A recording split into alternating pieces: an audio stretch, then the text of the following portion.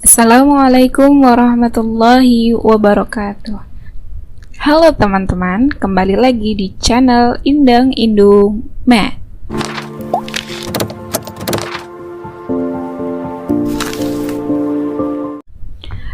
Pada kesempatan kali ini, kita akan membahas materi matematika kelas 8 tentang Teorema Pythagoras. Pengertian Teorema Pythagoras. Teorema Pythagoras adalah rumus yang berkaitan dengan luas persegi pada sisi segitiga siku-siku. Pengertian ini nanti akan kita buktikan pada slide berikutnya. Jadi Teorema Pythagoras itu rumus yang berkaitan dengan luas persegi pada sisi segitiga siku-siku. Sebelumnya, mari kita berkenalan dengan segitiga siku-siku. Pada setiap segitiga siku-siku, terdapat dua sisi siku-siku dan satu sisi miring. Nah, ini contoh gambar segitiga siku-siku. Jadi, segitiga siku-siku itu adalah segitiga yang salah satu sudutnya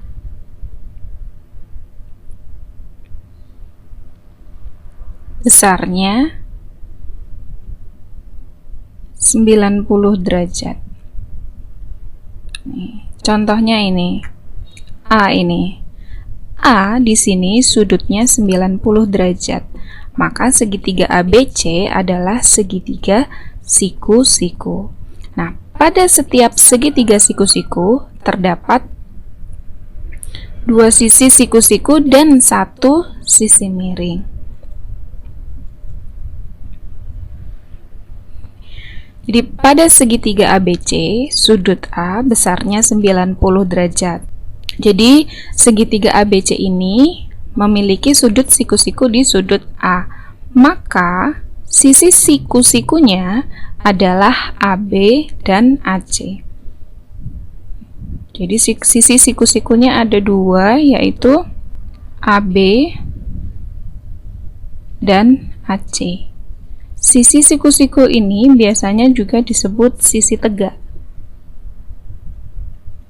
Sisi tegak. Jadi sisi siku-sikunya ada dua, yaitu AB dan AC. Kemudian sisi miring adalah BC. Jadi sisi siku-sikunya ada dua, sisi miringnya ada satu, yaitu sisi BC. Nah, ini catatan penting. Kalian harus mengingat-ingat bahwa sisi miring selalu berada di depan sudut siku-siku. Sudut siku-sikunya kan di sini tadi ya, A. Sisi yang ada di depan sudut siku-siku adalah ini, BC. Jadi yang namanya sisi miring selalu berada di depan sudut siku-siku. Dan merupakan sisi yang terpanjang pada setiap segitiga siku-siku.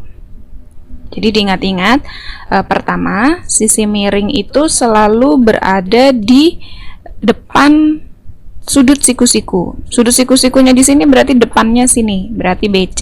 Dan BC ini, sisi miring ini merupakan sisi terpanjang pada segitiga siku-siku.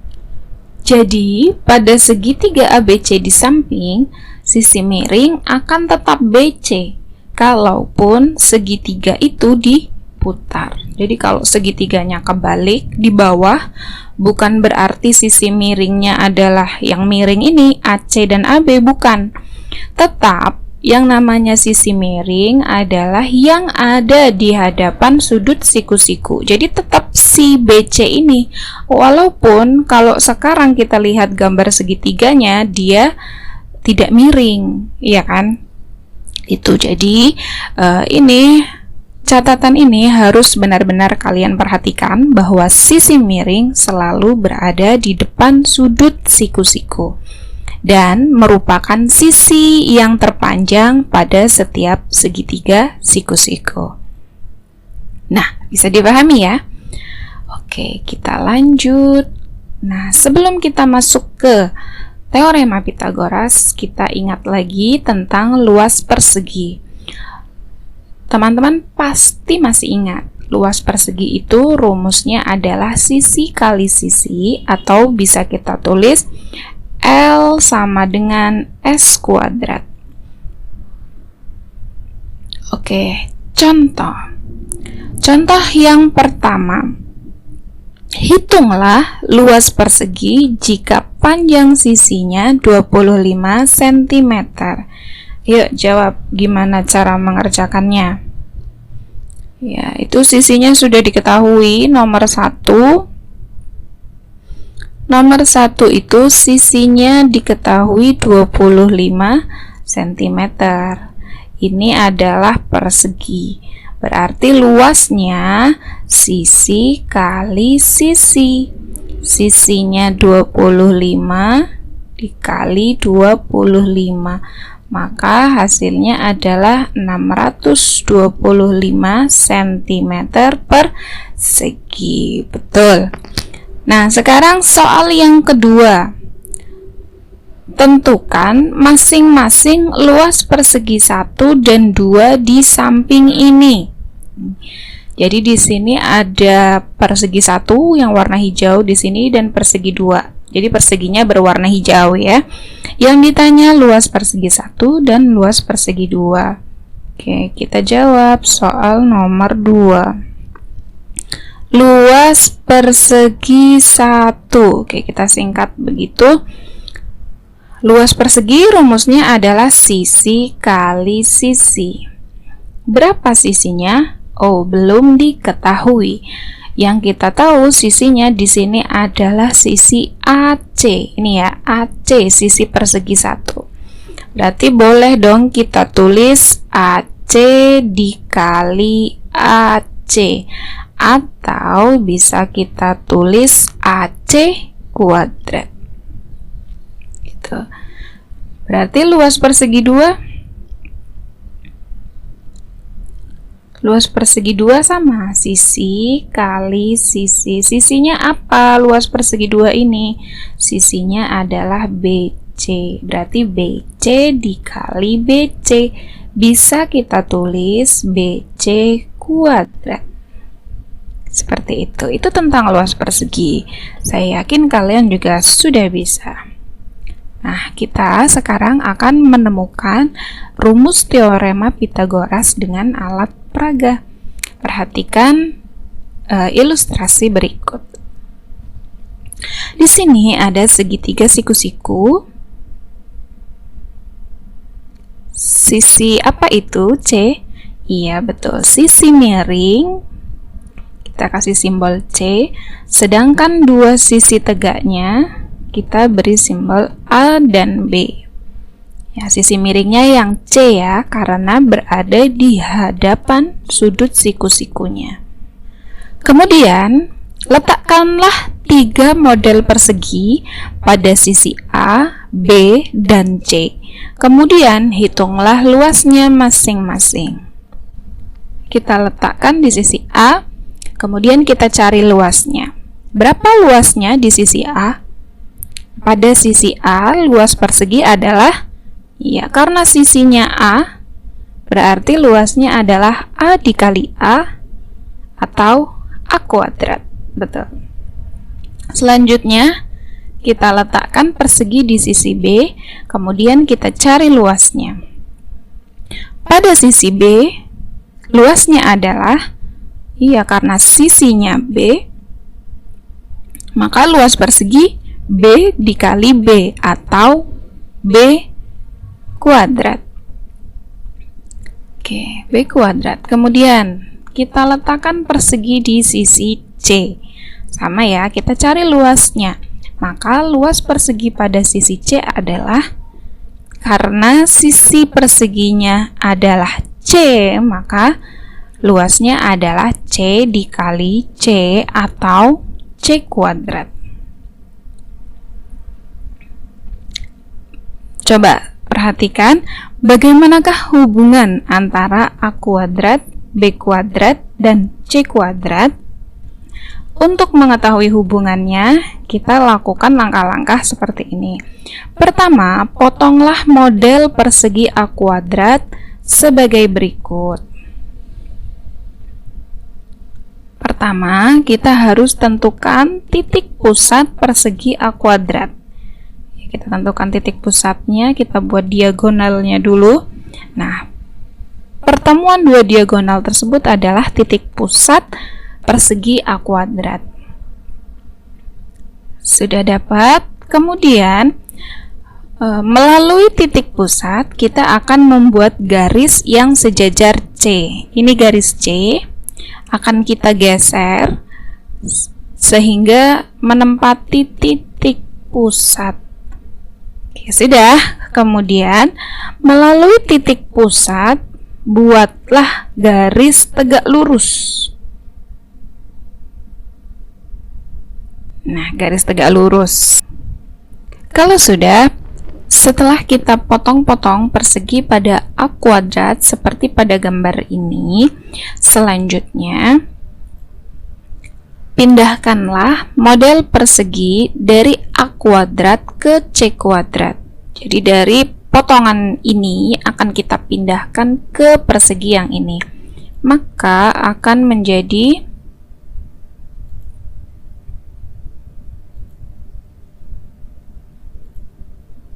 seperti ini kurang lebih. Selanjutnya sisi yang kuning ini adalah milik A kuadrat tadi ya.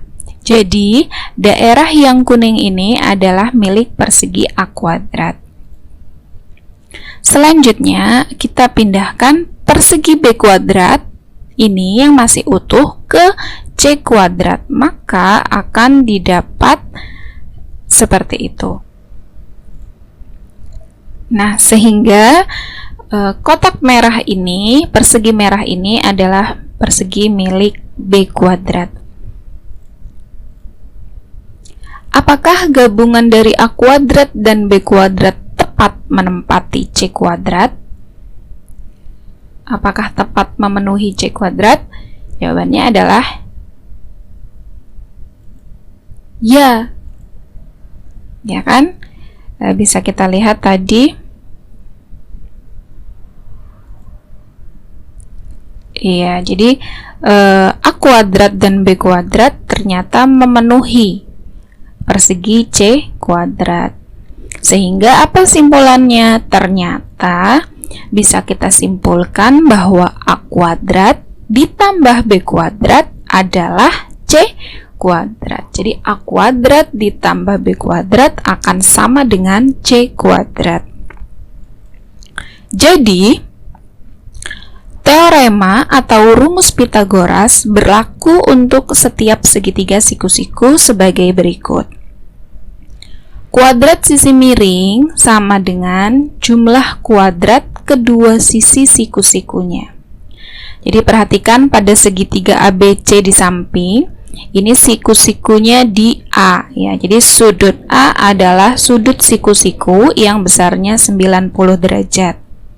Kemudian sisi AB dan sisi AC adalah sisi siku-siku. Sedangkan BC adalah sisi miring karena berada di depan sudut A. Oke, sisi miring itu nama lainnya adalah hipotenusa. Jadi jangan bingung nanti kalau muncul istilah hipotenusa di dalam soal. Hipotenusa adalah nama lain dari sisi miring.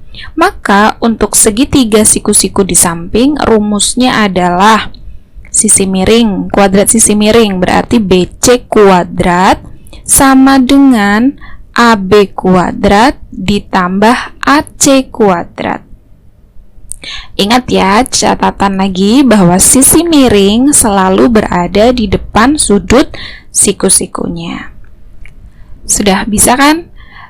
Tentang teorema Pitagoras, jadi kuadrat sisi miring adalah jumlah kuadrat kedua sisi siku-sikunya. Oke, sekarang muncul pertanyaan. Dari sini muncul pertanyaan ya, bahwa kalau ada segitiga siku-siku kan rumusnya adalah BC kuadrat sama dengan, BC kan sisi miring, berarti jumlah dari kedua sisi siku-sikunya dikuadratkan. Jadi AB kuadrat ditambah AC kuadrat. Bagaimana kalau yang ditanya AB? Kalau yang ditanya AB berarti ini kan kita pindahkan ke ruas kiri ya. Berarti kalau pindah ke ruas kiri ini jadi min, maka jadinya BC kuadrat dikurangi AC kuadrat. Kalau yang ditanya AC kuadrat, maka rumusnya jadi AC kuadrat kan yang ini. Sini aja ya, AC kuadrat kan yang ini. Kalau kita mau cari AC kuadrat, maka AB kuadrat kita pindahkan ke ruas kiri. Kalau pindah, berarti AB kuadrat ini yang tadinya positif, di sini menjadi negatif. BC kuadrat dikurangi AB kuadrat. Jadi ini rumus-rumus Pythagoras. Nah, supaya kalian mudah mengingatnya, kalau yang ditanya sisi miring, maka ini dijumlah. Jadi kalau yang ditanya sisi miring, maka rumusnya selalu dijumlah. Kalau yang ditanya bukan sisi miring, selalu dikurang. Nah, terus yang di depan ini selalu sisi miring. Ya. Jadi selalu sisi miring, jangan sampai ketukar. Jadi kalau yang ditanya sisi siku-sikunya, tandanya selalu dikurang. Kemudian yang di depan adalah sisi miring. Kenapa yang di depan sisi miring? Karena sisi miring kan tadi adalah sisi yang paling panjang. Sisi yang paling panjang dikurangi dengan sisi tegak lainnya. Begitu ya. Oke, sekarang kita masuk ke contoh 1. Gunakan teorema Pythagoras untuk menentukan panjang diagonal AC pada persegi panjang ABCD berikut ini. Jadi teman-teman tahu ya, kalau ada persegi panjang ABCD, kita tarik garis AC. AC ini disebut diagonal. AC ini disebut diagonal. Nah, kita disuruh menentukan panjang AC. Untuk menentukan panjang AC, kita bisa lihat di sini ada segitiga siku-siku. Jadi pada segitiga ABC itu siku-siku di B. Oke, siku-siku di B di sini ya. Maka kalau siku-siku di B, AC ini adalah sisi miringnya karena berada di depan sudut siku-siku. Kemudian sisi siku-sikunya adalah AB, panjangnya 24, dan BC panjangnya 7. Ya maaf, ini salah ya. Ini harusnya BC. BC panjangnya 7. Kemudian ditanya AC, berarti yang ditanya adalah sisi miring. Oke, kita tulis dulu rumus Pythagoras untuk segitiga ABC ini. Berarti kalau AC sisi miring, AC kuadrat sama dengan, karena sisi miring pasti nanti dijumlah ya, berarti apa dulu, terserah, boleh. Kalau penjumlahan boleh dibolak-balik. Jadi AB kuadrat ditambah BC kuadrat. Ulangi. Kenapa ini ditambah? Karena yang ditanya sisi miring. Yang ditanya kan AC ini sisi miring. Jadi rumusnya ditambah. Kita masukkan angka-angkanya. AC kuadrat sama dengan AB panjangnya 24 kuadrat ditambah BC panjangnya 7 kuadrat. Oke. AC kuadrat sama dengan 24 kuadrat, hasilnya adalah 576 ditambah 7 kuadrat, hasilnya 49. Maka AC kuadrat diperoleh 625. Karena di sini yang ditanya AC, bukan AC kuadrat, maka kita hilangkan kuadratnya. Gimana caranya? Kita akar. Jadi AC, untuk mencari AC, kita akar 625. Sehingga AC panjangnya adalah akar 625, yaitu 25 cm. Seperti itu. Bisa kan? Gampang. Oke, kita masuk ke contoh yang kedua. Jadi, untuk contoh yang kedua ini diketahui terdapat segitiga ABC. Segitiga ABC adalah segitiga sama sisi dengan tinggi DC. Apabila panjang sisinya 10 cm, tentukanlah panjang DC. Nah, di sini diketahui segitiga sama sisi, berarti sisinya sama semua ya. Jadi nanti AC panjangnya 10, BC 10, AB 10. Tingginya adalah DC. Kalau tinggi itu pasti ditarik tegak lurus, sehingga sudut yang terbentuk di sini pasti sudut siku-siku. Jadi ini 10, sini 10, sini 5, sini 5, sehingga jumlahnya 10 ya, dibagi 2 ya. Nah, untuk mencari sisi DC, di sini kita bisa lihat terdapat segitiga siku-siku, yaitu segitiga ADC. Itu yang diarsir ya. Nah, segitiga ADC ini siku-sikunya di mana? Siku-sikunya di sudut D. Maka siapa sisi miringnya? Betul, sisi miringnya adalah AC, yaitu 10 cm. Di sini yang ditanya adalah DC. DC itu berarti bukan sisi miring. Oke, kita tulis rumusnya. DC kuadrat sama dengan, karena bukan sisi miring, maka pasti nanti dikurangi. Yang depan siapa? Ingat, yang depan adalah sisi paling panjang, yaitu sisi miring. Oke, sisi miring itu AC kuadrat, berarti ya, sisi miring kan AC. Di AC kuadrat dikurangi sisi yang satunya, siapa yang belum? Yaitu AD. AC kuadrat dikurangi AD kuadrat.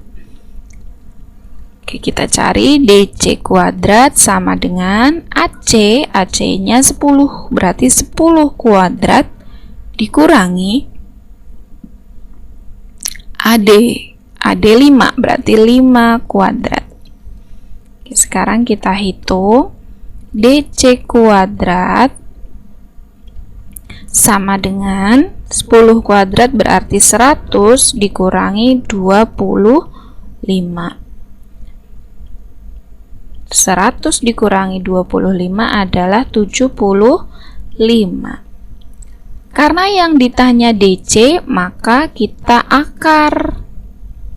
Kalau ini kan DC kuadrat 75, berarti kalau mencari DC, kita akar dari 75. Ada nggak akar dari 75? Oh, tidak ada.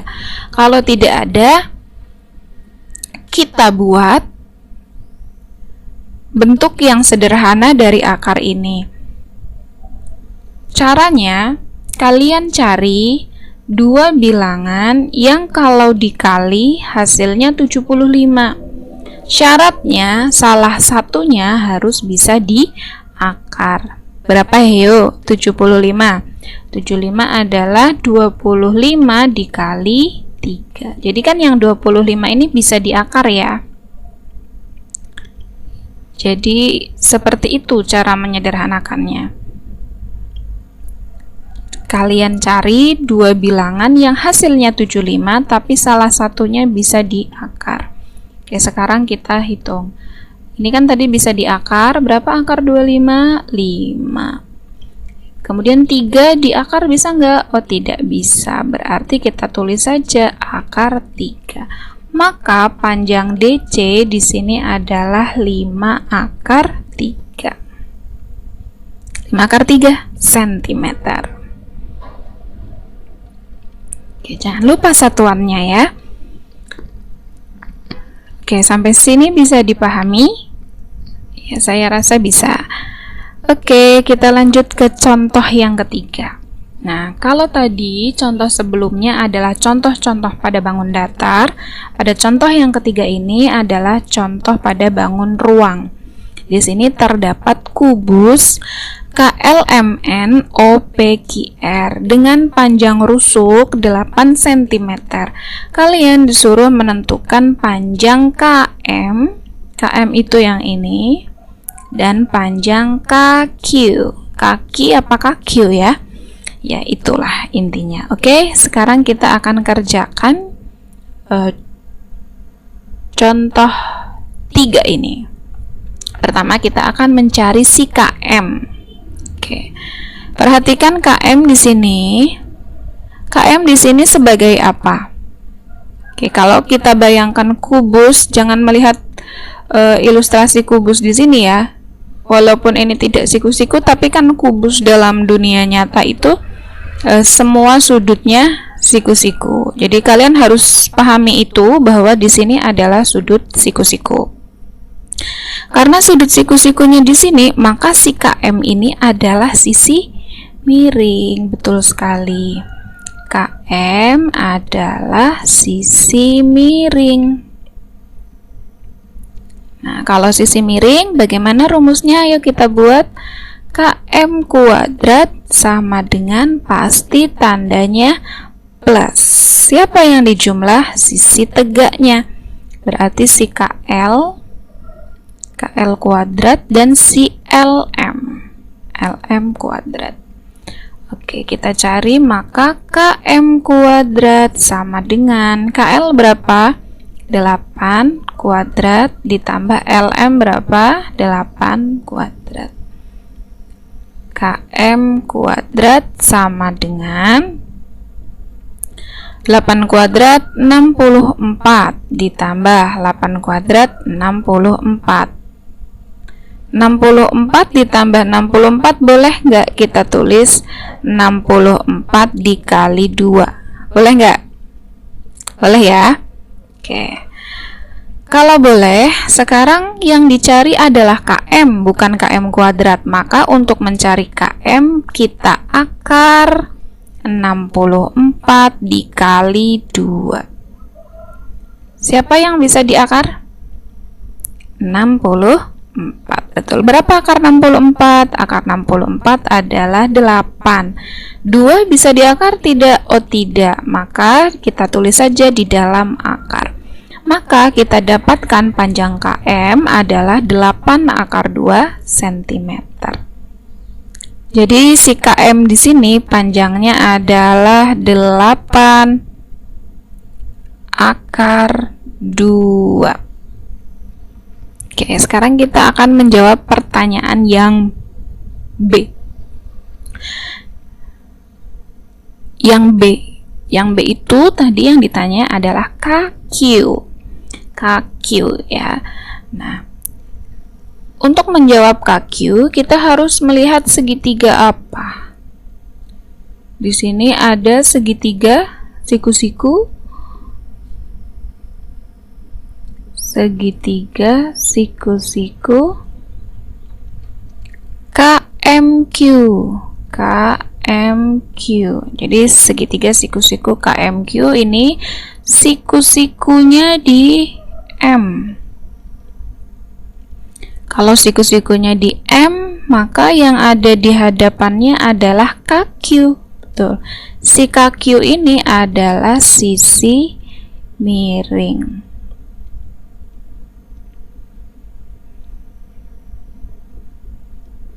KQ adalah sisi miring.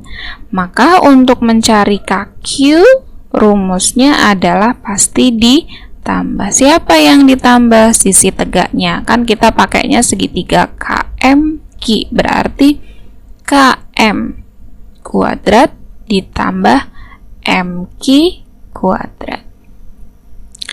KM. Nah, tadi kita sudah cari, di sini ketemunya adalah 8 akar 2. Ya sudah, kita masukkan angkanya.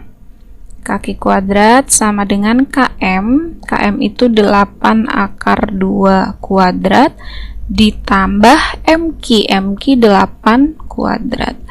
Maka kaki kuadrat sama dengan 8 akar 2 kuadrat, gimana ngitungnya? Ya, berarti 8 akar 2 kuadrat itu adalah 8 akar 2 dikali 8 akar 2. Cara menghitungnya adalah angkanya dengan angkanya, yang akar dengan akar. Berarti 8 kali 8, 64. Akar 2 kali akar 2 berarti akar 4. Nah, akar 4 di sini hasilnya adalah 2. Gitu. 64 dikali 2. Oke, kita tulis di sini 64 dikali 2 gitu ya. Ditambah 8 kuadrat, hasilnya adalah 64. Kaki kuadrat sama dengan 64 kali 2 ditambah 64. Boleh tidak ditulis 64 dikali 3? Ini kayak aljabar gitu loh. Jadi ini bisa ditulis misal. Jadi ini bisa kita misalkan si 64-nya itu X. Maka ini kan bisa jadi ini X dikali 2 ditambah 64. 64 tadi X. Maka jadi 2X ditambah X.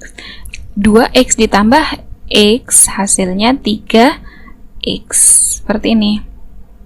Nah, kita kembalikan si X tadi itu adalah 64. Jadi 3 dikali 64. Atau boleh kita tulis 64 dikali 3.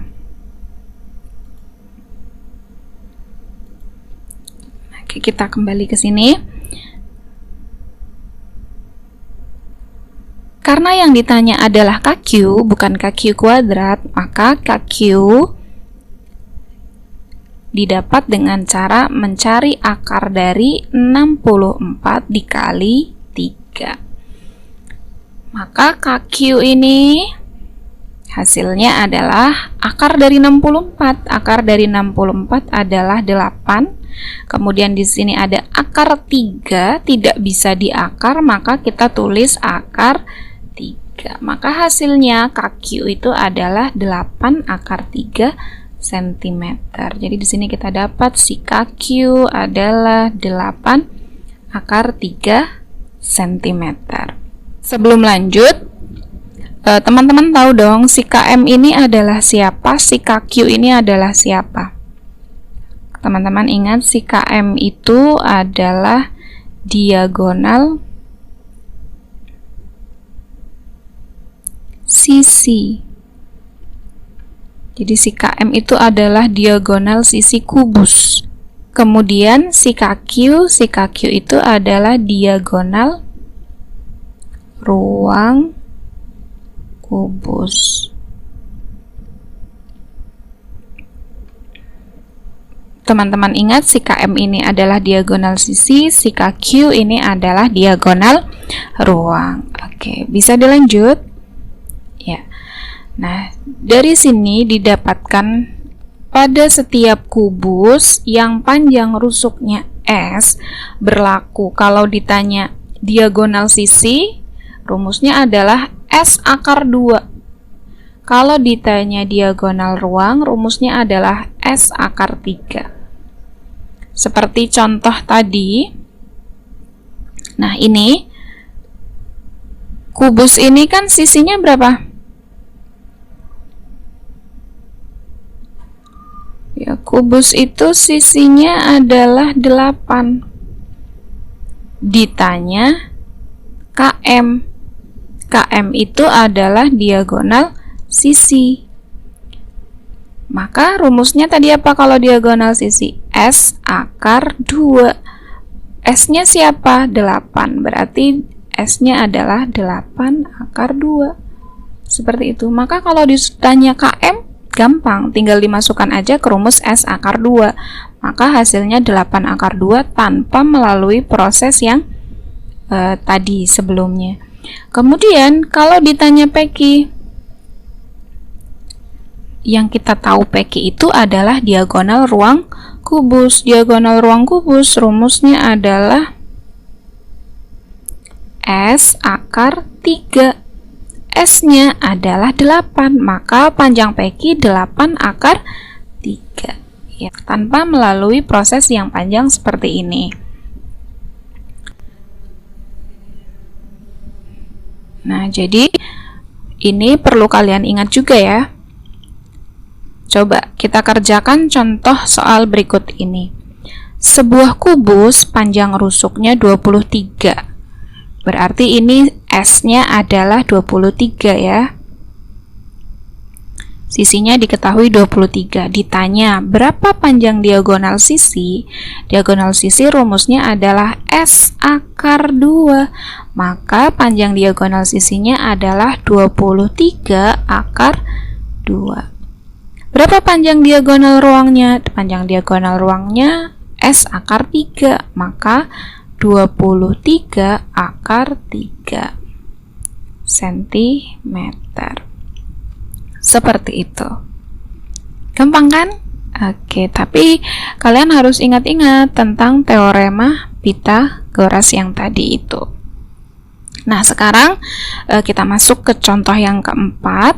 Pada contoh yang keempat ini disajikan gambar balok. Gambar balok ABCD EFGH. Nah, kalau di balok tidak berlaku seperti yang tadi ya, S akar 2, S akar 3 itu tidak berlaku. Walaupun ini juga diagonal sisi, ini juga diagonal ruang. Tapi untuk rumus yang S akar 2 dan S akar 3 itu hanya berlaku pada kubus, tidak pada balok. Nah, lalu gimana cara mencarinya? Cara mencarinya sama seperti tadi, menggunakan teorema Pythagoras. Oke, kita coba jawab ya yang A. Yang A ditanya panjang BD. Manakah BD itu? Ya, BD ada di sini. Oke. Berarti kita perhatikan segitiga siapa? Kita perhatikan segitiga ABD. Segitiga ABD ini siku-sikunya di A, betul sekali. Maka yang ada di depan A adalah sisi miring. Jadi siapa sisi miringnya? Sisi miringnya adalah BD. Sisi miring. Oke. Nah, BD ini ditanyakan. Berarti rumus Pythagorasnya gimana? BD kuadrat sama dengan, karena simir berarti ditambah. Siapa yang ditambah? Sisi yang lainnya, yaitu AD dan AB. Ya, kita masukkan angka-angkanya. BD kuadrat sama dengan AD-nya 12, berarti 12 kuadrat, ditambah AB-nya 9, 9 kuadrat. Berarti BD kuadrat sama dengan 12 kuadrat, 144, ditambah 9 kuadrat, 81. 144 ditambah 81 hasilnya adalah 225. Maka untuk mencari BD caranya akar dari 225. Maka BD panjangnya 15 cm. Oke, kita tulis di sini panjang BD sudah kita dapatkan 15. Oke, gampang kan? Oke, sekarang kita lanjut ke panjang BH. Nih BH itu yang ini. Kalau BH yang ini maka yang kita lihat adalah segitiga siku-siku siapa? BDH, betul. Segitiga siku-siku BDH. Siku-sikunya di mana? Siku-sikunya di D. Oke, kalau siku-sikunya di D, maka sudut yang di depannya adalah sisi miring. Siapa sisi miringnya? Sisi miringnya adalah BH, betul. Oke. Jadi gimana cara mencari BH? Karena BH sisi miring, maka rumusnya adalah BH kuadrat sama dengan, pasti ditambah. Siapa yang ditambah? Sisi yang lainnya. Segitiga BDH ini sisinya lainnya berarti BD dan DH. BD kuadrat ditambah DH kuadrat. Maka BD itu 15 kuadrat, DH itu sama dengan ini ya, 8 kuadrat. Maka BH kuadrat sama dengan 15 kuadrat 225 ditambah 8 kuadrat 64. Maka BH kuadrat sama dengan 289. Untuk mencari BH, maka kita perlu mencari akar dari 289. Akar dari 289 adalah 17 cm. Oke, berarti sudah kita dapatkan panjang BH 17 cm. Oke, ini yang B ya.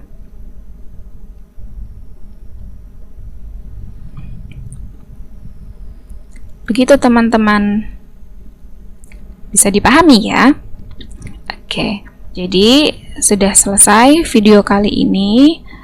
Saya ucapkan selamat belajar. Semoga kalian diberikan kemudahan dalam belajar, diberikan kesuksesan. Sekian video Teorema Pitagoras pada kesempatan kali ini. Apabila teman-teman ada pertanyaan, bisa ditanyakan di kolom komentar. Semoga bermanfaat. Wassalamualaikum warahmatullahi wabarakatuh. Terima kasih.